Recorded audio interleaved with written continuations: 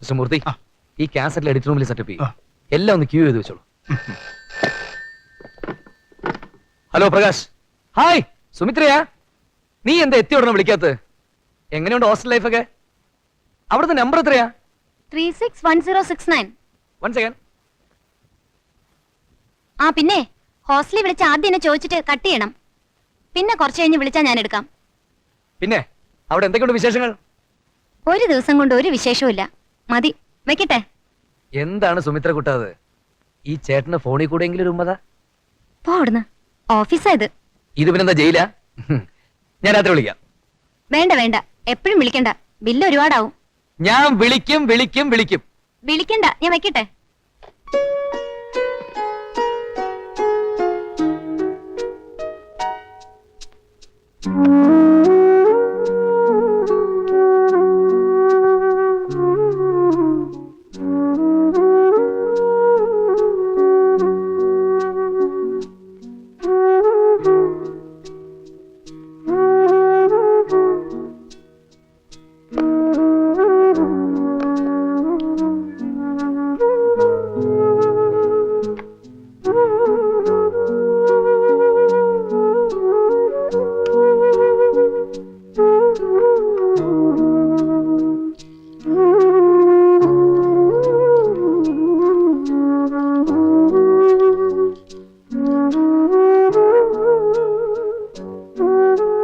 Hello hello 361069.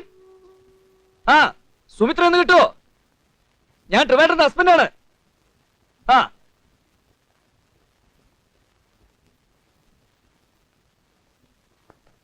Hello, ഞാനാ. ആ എന്താ വിളിച്ചത്? ഒന്നുമില്ല, വിളിക്കണം തോന്നി. ഓ, നീ ഇല്ലാതെ എനിക്കിവിടെ ഉറങ്ങാൻ കഴിയുന്നില്ല. ഞാനും കൂടി അങ്ങോട്ട് വരട്ടെ? എന്താ പ്രകാശത്, ചെറിയ കുട്ടികളെ പോലെ. നീ ഇങ്ങോട്ട് വാടി.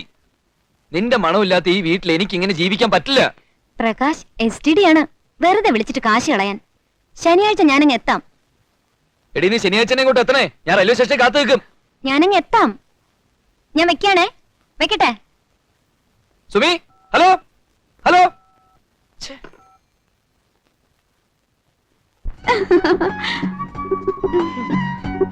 ചിരിക്കുക ചിരിക്കുക. നീ എവിടെ വേണേ പൊക്കോ, എറണാകുളത്തേക്കല്ല, ഇന്ത്യയിൽ എവിടേക്ക് വേണമെങ്കിലും നീ പൊക്കോ. എടി വെറും 300 രൂപ ശമ്പളം കൂടുതൽ വേണ്ടിയില്ല നീ എന്നെ ഇട്ട് എറണാകുളത്തേക്ക് പോയത്. നീ ഇല്ലാതെ ഒരു ദിവസമെങ്കിലും ഞാനിവിടെ തനിച്ചേർന്ന് ഉറങ്ങിയിട്ടുണ്ടോ? നിനക്കറിയാലോ അത്. കളിയാക്ക. ഞാൻ സീരിയസ് ആയിട്ട് പറഞ്ഞ എന്റെ സ്വഭാവം നീ ചീത്തയാക്കരുത്. എടി നീ ഇല്ല ഞാൻ ഇവിടെ കിടന്ന് ഉറങ്ങുന്നത് നിനക്ക് കാണണോ? കാണണോ നിനക്ക്? ഓടി കിടന്ന് നീ പോയില്ലേ ഒരു 300 രൂപ ശമ്പളത്തിന് വേണ്ടിട്ട്? പൊക്കോ, എവിടെ വേണേ പൊക്കോ. എനിക്കെന്താ, നീ ഇല്ലെങ്കിൽ എനിക്ക് ഉറങ്ങാൻ പറ്റില്ലേ? അത് കാണുമല്ലോ. ഞാൻ തനിച്ചിടന്ന് ഉറങ്ങിക്കോളാം, എനിക്കാരും വേണ്ട. എനിക്ക് ഞാൻ മാത്രമല്ലേ ഉള്ളൂ.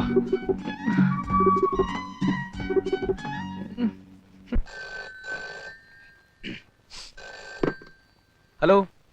ആ ഞാനാ. രാവിലെ ഭയങ്കര കുക്കിംഗ് ആണ് അച്ഛനെ. ഭാര്യയില്ലാതെ വല്ലതും കുക്ക് ചെയ്യാൻ പറ്റുമോ നമുക്ക് നോക്കണ്ടേ?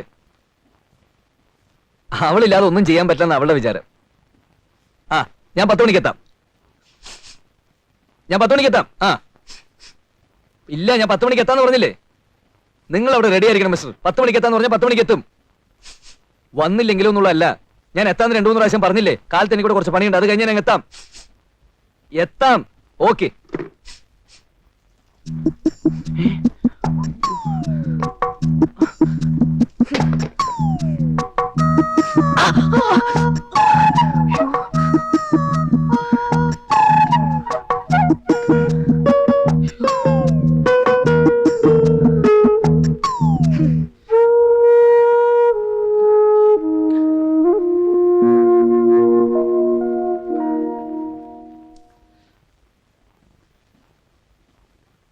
റെഡി പ്രകാശ്? ഓക്കെ സാർ, തുടങ്ങിക്കോളൂ. സ്റ്റാർട്ട്. തീരപ്രദേശങ്ങളിലെ പാവപ്പെട്ട ഫിഷർമെൻ്റെ നന്മയ്ക്കായി പല നല്ല പ്രോജക്ട്സും സ്റ്റേറ്റ് ഗവൺമെൻറ് നടപ്പിൽ വരുത്തുന്ന. Cut it. എത്ര നേരമായി സാർ ഇത്? Sir you take your own time. വെറുതെ കളയാൻ സമയമില്ല, അതുകൊണ്ടാ. പ്രകാശ്, 1 moment. എന്താ? ചൂടാവല്ലേ പ്രകാശ്, നിന്റെ മനസ്സ് ഫ്രീ അല്ല, അതാ. നീ ആദ്യം റിലാക്സ് ചെയ്യ്. ശരി, തുടങ്ങാം. നിനക്ക് എന്ത് പറ്റി പ്രകാശ്? മൂഡ് ശരിയില്ലെന്നേ. പെട്ടെന്ന് എല്ലാ ഋതുവും തെറ്റിയ പോലെ തോന്നുന്നു. ഒറ്റയ്ക്കായപ്പോ വല്ലാത്ത ബോറടി. പിന്നെ എന്തെങ്കിലും ചെയ്യാന്ന് വെച്ചാൽ അതിനുള്ള ഇൻട്രസ്റ്റും ഇല്ല. താ ഒരു കാര്യം ചെയ്യ്, കുറച്ച് ദിവസം ലീവ് എടുത്ത് എറണാകുളം വരെ ഒന്ന് പോയി സുമിത്രയെ കണ്ട് കുറച്ച് ദിവസം ഇവിടെ താമസിച്ച് ഫ്രഷ് ആയിട്ട് വാ. ആ, ഞാനും അതിനെ കുറിച്ച് ചിന്തിച്ചു. Good morning madam. Good morning. ഇരിക്കൂ. Thank you. ഞാൻ മിസ്റ്റർ പ്രകാശിനെ വിളിപ്പിച്ചത് പണ്ഡിറ്റ് ആദിത്യവർമ്മയെ കുറിച്ച് കേട്ടിട്ടുണ്ടോ? ഹിന്ദുസ്ഥാനി സിംഗർ? അതെ. കേരളത്തിൽ നിന്നും ബോംബെയിലെത്തി ഹിന്ദുസ്ഥാനി സംഗീതത്തിൽ സ്വന്തം വ്യക്തിമുദ്ര പതിപ്പിച്ചയാൾ. പേര് കേട്ടിട്ടുണ്ട്, മലയാളിയാണെന്ന് അറിയില്ലായിരുന്നു. ആ, കഴിഞ്ഞ 4-5 വർഷമായി പൊതുവേദികളിലൊന്നും അദ്ദേഹം പ്രത്യക്ഷപ്പെടാറില്ല. ബോംബെയിലെ താമസം മതിയാക്കി ഇപ്പൊ ഇവിടെ അടുത്തൊരിടത്ത് ഒതുങ്ങിക്കൂടി കഴിയുകയാണ്. ഡൽഹിയിൽ നിന്നൊരു നോട്ട് വന്നിരിക്കുന്നു, എത്രയും വേഗം അദ്ദേഹത്തെക്കുറിച്ചൊരു ഡോക്യുമെന്ററി തയ്യാറാക്കണമെന്ന്. ഞാൻ മിസ്റ്റർ പ്രകാശിനെയാണ് ഈ ഡ്യൂട്ടി ഏൽപ്പിക്കുന്നത്. ബട്ട് മാഡം, എനിക്ക് കുറച്ച് ലീവ് വേണമായിരുന്നു. നോ, ഇപ്പൊ ലീവ് തരാൻ പറ്റില്ല. ഒരു പ്രത്യേക ടൈപ്പാണ് മിസ്റ്റർ വർമ്മ. മീഡിയ പീപ്പിളിന് പുള്ളി പിടികൊടുക്കാറില്ല. വളരെ ബുദ്ധിപൂർവ്വം അപ്രോച്ച് ചെയ്താലേ കാര്യം സാധിക്കൂ. അതിന് മിസ്റ്റർ പ്രകാശ് തന്നെ വേണം. പ്രോഗ്രാം നന്നായിരിക്കണം. അതിനെന്താ വേണ്ടതെന്ന് വെച്ചാൽ പ്രകാശിനെ ചെയ്യാം. എന്തു പറയുന്നു? ശരി മാഡം.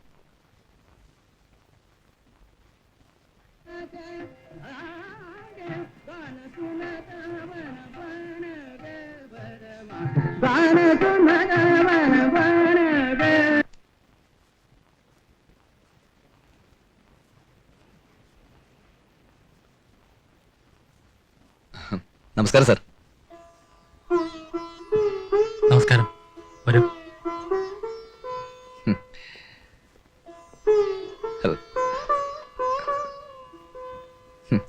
ഇരി.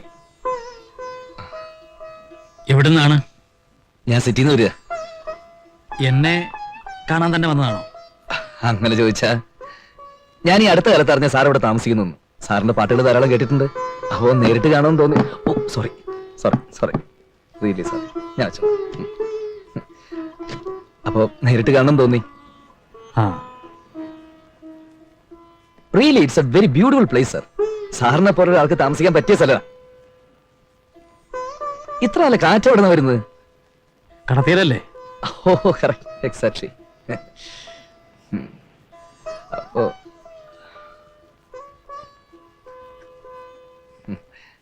മകളാണല്ലേ? അതെ. I am Prakash. ഞാൻ Krishna. Krishna? It's a strange name. എന്ത് ചെയ്യുന്നു? അച്ഛനെ പോലെ തന്നെ മ്യൂസിക്? ഞാനൊരു ടീച്ചറാണ്, മ്യൂസിക് ടീച്ചറല്ല. ഞാൻ മാറ്റിലേക്ക് വരാം. ഞാനിവിടെ ടി വി സെന്ററിൽ വർക്ക് ചെയ്യുക. സാറിനെ കാണാമെന്നത് ശരിക്കും ഒരു ഔദ്യോഗിക ആവശ്യത്തിന് വേണ്ടിയാ. എന്താ അത്? ദൂരദർശൻ സാറിനെ പറ്റി ഒരു ഡോക്യുമെന്ററി പ്ലാൻ ചെയ്തിരിക്കുക. എന്നെയാണ് അതിന്റെ ചാർജ് ഏൽപ്പിച്ചിരിക്കുന്നത്. സാറിന്റെ അനുവാദം കിട്ടിയ? ക്ഷമിക്കണം, എനിക്ക് താല്പര്യമില്ല. സാർ ആദ്യം ഇങ്ങനെ പറയുള്ളൂ എന്ന് എനിക്ക് നന്നായിട്ട് അറിയാം. അതുകൊണ്ടാണ് ഞാൻ തന്നെ നേരിട്ട് വന്ന് കാര്യങ്ങൾ സംസാരിച്ച്. നിങ്ങൾ നേരിട്ട് വന്ന് സംസാരിച്ചാൽ എന്റെ അഭിപ്രായം മാറാൻ മാത്രമുള്ള ബന്ധവും അടുപ്പമൊന്നും നമ്മൾ തമ്മിലില്ലല്ലോ. ഉവ്വ. ഇല്ല ഇല്ല. എന്നാലും സാർ ഒന്നുകൂടി ആലോചിച്ച.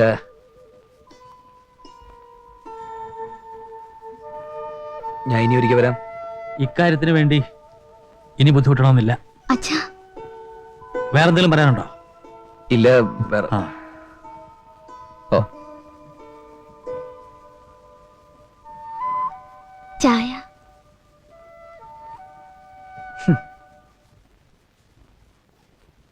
അങ്ങേര് സാധ്യമില്ലെന്ന് പറഞ്ഞ പിന്നെ എനിക്ക് എന്ത് ചെയ്യാനൊക്കും? എനിക്ക് ഇയാളുടെ കാല് പിടിക്കാനൊന്നും. അല്ല, അയാൾ എന്ത് പാട്ടുകാരാണെന്ന് പറയുന്നത്? എന്തോ മാങ്ങാത്തിൽ ഹിന്ദുസ്ഥാനി പാടിയിട്ടുണ്ട്. അങ്ങനെ ആളൊരു മുരടനാ. മുരടനായി ഞങ്ങൾ എന്ത് വേണം? പോയി ചാവണോ? ശരി, നിർത്തിയാണ് വർത്താനം ചൊറിഞ്ഞു. മിസ്റ്റർ മൂർത്തി, ഞാൻ മാക്സിമം സോഫ്റ്റ് ആയിട്ട് അപ്രോച്ച് ചെയ്ത് ഒരു തരത്തിൽ എടുക്കില്ലെന്ന് വെച്ചാ. ഇതൊന്നും ആ പെരട്ട് തള്ള ഡയറക്ടർക്ക് പറഞ്ഞാൽ മനസ്സിലാവില്ല എന്ന് വെച്ചാൽ കുറെ ലിഫ്റ്റിക്കിട്ടുണ്ട് പോരും. ഓരോ വൃത്തിയേട്ടവന്മാര് പാട്ട് പാടും, അതല്ലെങ്കിൽ നാസരം വായിക്കും, അതിന്റെ പിന്നാലെ ദൂരദർശനും പോവാ. നമുക്ക് ഈ പണി പറ്റില്ല. ഞാൻ പോവട്ട. ഹലോ പ്രകാശ്. ഞാൻ കൃഷ്ണയാണ്, ആദിത്യവർമ്മയുടെ. ആ മനസ്സിലായി. എന്താ കാര്യം? വരാമെന്നോ? എനിക്ക് നിങ്ങളെ നേരിട്ട് കണ്ടിട്ട് കുറച്ച് കാര്യങ്ങൾ സംസാരിക്കാനുണ്ട്. ആ ഞാൻ എന്താ വരുന്നു. ആരാ? ആ ഹിന്ദുസ്ഥാനിയുടെ മോളാ. ആണോ? എന്നാ നല്ല വാക്ക് പറഞ്ഞ അവളെ വിളിച്ചിട്ട് 4 നല്ല വർത്താനാണ് പറയാ. അപ്പോഴേ തന്തി മോളും പഠിക്കുള്ളൂ. പറയല്ലേ? പിന്നെ ഞാനില്ലടാ നിന്റെ കൂടെ. ദേ, വൈകുന്നേരം ഞാൻ വന്നോട്ടെ, നമുക്ക് ജിഗിൻ ചക ചക ചക ചക.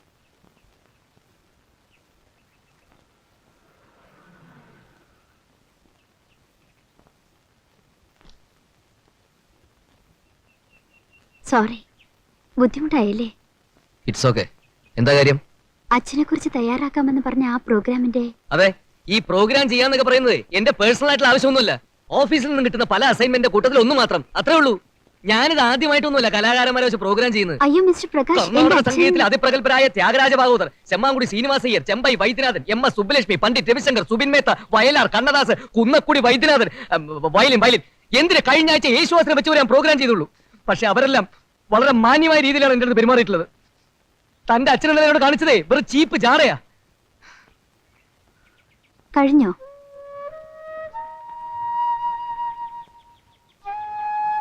പ്രകാശിന്റെ സ്ഥാനത്ത് വേറൊരാളായിരുന്നെങ്കിൽ ഞാൻ കാണണമെന്ന് പറയുമായിരുന്നില്ല.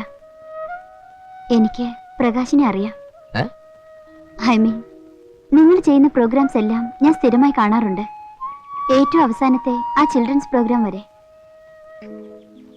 അന്ന് വീട്ടിൽ വെച്ച് കണ്ടപ്പോ എന്റെ അഭിനന്ദനങ്ങൾ പറയണമെന്ന് വിചാരിച്ചതാ. പക്ഷേ അതിനു മുൻപ് അച്ഛനെ കുറിച്ചുള്ള പ്രോഗ്രാമിന്റെ ഐഡിയ കളഞ്ഞിട്ടില്ലെങ്കിൽ ഞാൻ പറഞ്ഞ് സമ്മതിപ്പിക്കാം. വലിയ ജാടയൊന്നും കാണിക്കില്ലെന്നുണ്ടെങ്കിൽ ഞാൻ ഏത് നിമിഷം റെഡിയാ. ഞാൻ വാക്ക് തരുന്നു. അപ്പോ ഞാൻ ഇടയ്ക്ക് കോണ്ടാക്ട് ചെയ്യാം. അല്ല, എവിടെ താമസിക്കുന്നു പറഞ്ഞ? ഹോസ്റ്റൽ? എനിക്ക് മെഡിക്കൽ കോളേജിനടുത്തൊരു ഫ്ലാറ്റ് ഉണ്ട്. അപ്പോ ഇനി എങ്ങനെ പോവും? നല്ല ചോദ്യം. കാറുള്ള ആൾക്ക് ഒരു ലിഫ്റ്റ് തന്നൂടെ? വാ വാ.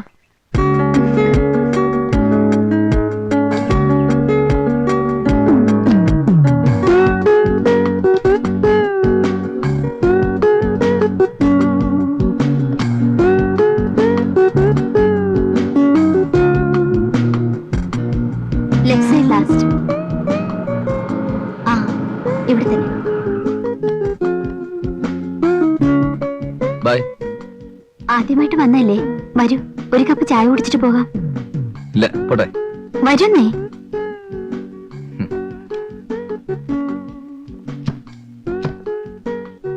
വരൂ.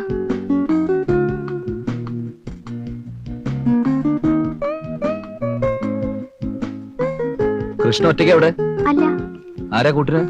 പ്രകാശ്. ഞാൻ വരുന്നതിന് മുമ്പും പോയതിനു ശേഷം പലർക്കും അത്ഭുതമായിരുന്നു. പ്രകാശ് ചോദിച്ച പോലെ എല്ലാരും ചോദിക്കും. പക്ഷേ എനിക്കൊരു ബുദ്ധിമുട്ടും തോന്നിയിട്ടേ ഇല്ല. ബോംബെയിൽ ജനിച്ചു വളർന്നുകൊണ്ടാവാം. പിന്നെ അടുത്ത ഫ്ലാറ്റിലെല്ലാം നോർത്ത് ഇന്ത്യൻസ് ആണ്. അവർക്കാർക്കും എന്റെ കാര്യത്തിൽ ഒരു താല്പര്യമില്ല. പിന്നെ ഞാനൊരു ടിപ്പിക്കൽ ടൈപ്പാണ്. ഈ സിറ്റിയിൽ ഫ്രണ്ട്സ് എന്ന് പറയാൻ എനിക്കാരുമില്ല. ആഴ്ചയിൽ 5 ദിവസം കുട്ടികളുടെ കൂടെ, 2 ദിവസം അച്ഛൻ്റെ കൂടെ. ഓ, ഐ എം സോറി. പ്രകാശ് ഇരിക്കൂ, ഞാൻ നല്ല ചൂട് ചായ ഉണ്ടാക്കാം.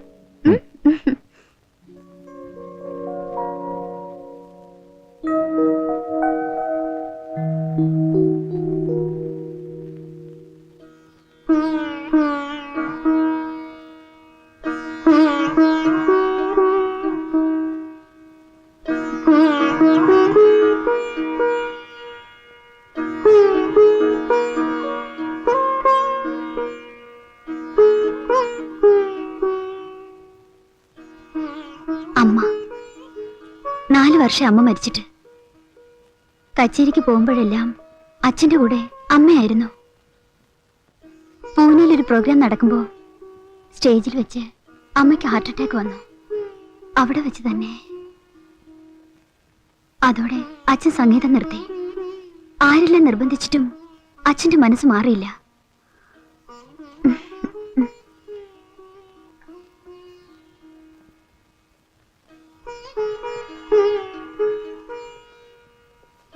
അച്ഛന് കഴിയില്ല, അതായിരുന്നു സത്യം. അമ്മയുടെ സംസ്കാരം കഴിഞ്ഞ ദിവസം തന്നെ അച്ഛന് ഫസ്റ്റ് അറ്റാക്ക് വന്നു. എല്ലാം കൂടി ആയപ്പോ ബോംബെയിലെ താമസം മതിയാക്കി ഇവിടെ സെറ്റിൽ ചെയ്യാമെന്ന് തീരുമാനിച്ചു. എനിക്ക് തോന്നുന്നു ഒരു കണക്കിന് അത് നന്നായെന്ന്. അച്ഛന് വളരെ മാറ്റം വന്നു. ഓ, പ്രകാശിന്റെ ചായ തണുത്തു. ഞാൻ ബോറടിപ്പിച്ചോ? പ്രകാശ്, ഈ ഡോക്യുമെന്ററിയുടെ കാര്യം പറഞ്ഞപ്പോ ഞാൻ ചിന്തിച്ചത് അങ്ങനെ എന്തെങ്കിലും ഉണ്ടായാൽ അച്ഛൻ കുറെ കൂടി ആക്റ്റീവ് ആകും. ഒരാഗ്രഹമേ എനിക്കുള്ളൂ, ഒരിക്കൽ കൂടി അച്ഛന്റെ ലൈവ് പ്രോഗ്രാം നടക്കണം. എന്റെ പഴയ അച്ഛനായി വെള്ളവസ്ത്രം ധരിച്ച് കാശ്മീർ ഷോളും പുതച്ച് സ്റ്റേജിലൊന്ന് കാണാൻ. നമുക്ക് ശ്രമിച്ചു നോക്കാം. ധാരാളം പേര് ആഗ്രഹിക്കുന്നുണ്ട് അദ്ദേഹത്തിന് തിരിച്ചു വരുമെന്ന് കാണാൻ. ഞാൻ കൃഷ്ണയെ വിളിക്കാം. പറ്റേ?